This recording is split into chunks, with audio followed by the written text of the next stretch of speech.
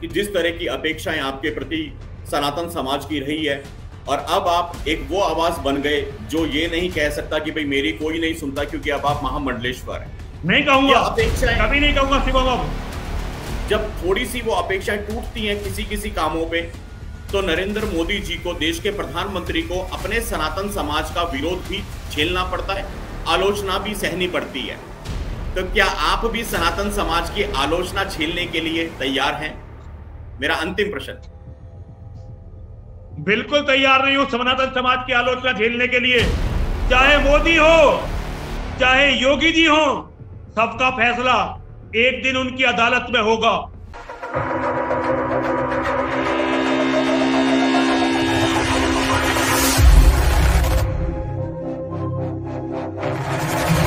मेरा प्रश्न यहीं से फिर मैं इसको रखता हूं कि जिस तरह की अपेक्षाएं आपके प्रति सनातन समाज की रही है, और अब आप एक वो आवाज बन गए जो ये नहीं कह सकता कि भाई मेरी कोई नहीं सुनता क्योंकि अब आप महामंडलेश्वर हैं। नहीं कहूंगा, अपेक्षाएं कभी नहीं कहूंगा शिवम। अब जी, ये अपेक्षाएं बिल्कुल वैसी हैं स्वामी जी जो इस सनातन समाज की 2014 में मोदी जी के प्रधानमंत्री बनने के बाद हुई थी कि भाई हमारा पीएम बन गया, सारे हमारे काम होंगे, सारे हमारे काम होंगे।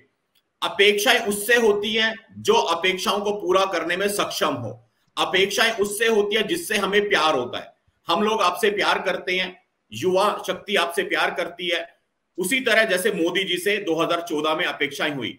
आज जब थोड़ी सी वो अपेक्षाएं टूटती हैं किसी किसी कामों पे, तो नरेंद्र मोदी जी को, देश के प्रधानमंत्री को, अपने सनातन समाज का विरोध भी झेलना पड़ता है, आलोचना भी सहनी पड़ती है। मैं कान पकड़ के कहता हूं मां और महादेव ना करें, और 100 बार कहता हूं मां और महादेव ना करें। आपसे जो अपेक्षाएं हैं सनातन समाज की, भगवान ना करे, 1000 बार कहता हूं। अगर उन अपेक्षाओं पे कभी आप खरे नहीं उतरे, तो क्या आप भी सनातन समाज की आलोचना झेलने के लिए तैयार हैं? मेरा अंतिम प्रश्न। बिल्कुल तैयार नहीं हूं सनातन समाज की आलोचना झेलने के लिए।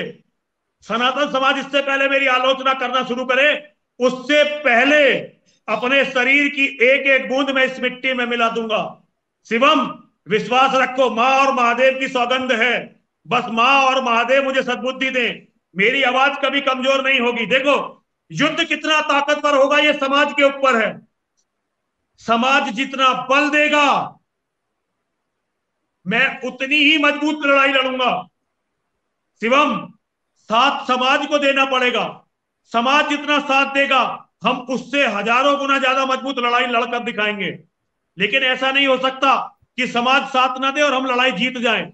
और एक बात है, हार जीत मेरे हाथ में नहीं है, लेकिन मेरे कर्म मेरे हाथ में है। यदि लड़ाई में मैं कहीं ढील छोड़ दूं,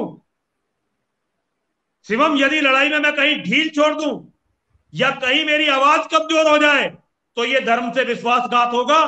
फिर मेरी मां और महादेव मुझे छोड़ेंगे ही नहीं। शिवम, मैं कोई भी गलती कर सकता हूं, तुम्हें पता है मैं कोई ज्यादा होशियार आदमी तो हूं नहीं, लेकिन मैं किसी भी कीमत पर धर्म से विश्वासघात नहीं करूंगा, इस्लाम के जिहाद से समझौता नहीं करूंगा, और अपनी आवाज कभी कमजोर नहीं होने दूंगा। यदि बिल्कुल मर भी गया तो मेरे बच्चे मेरी आवाज बनेंगे।